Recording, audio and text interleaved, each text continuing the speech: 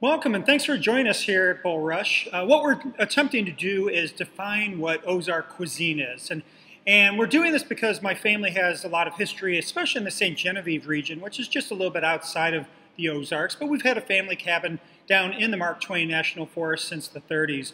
And so what we're trying to do is figure out what Ozark food or Ozark cuisine is. And we're specifically trying to do that by looking at what we call the origin story, that point in time when the Osage people first began interacting with settlers and immigrants, and those settlers and immigrants oftentimes would bring the enslaved with them.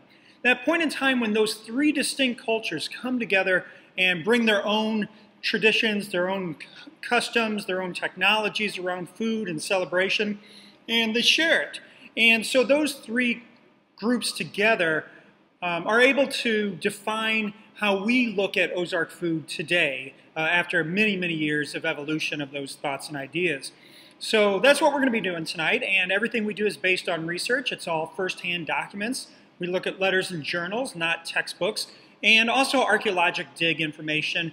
We have a team of paleoethnobotanists that we work with who help us understand better the foods that were eaten before the times when things were recorded. So that's what we're going to be doing. If you have questions as we go, just let us know.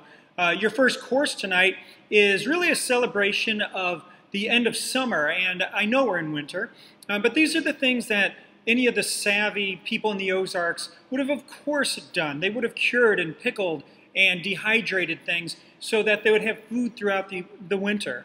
This first course is what we call blackened vegetables, part of our Zero Waste initiative, which we'll talk about later.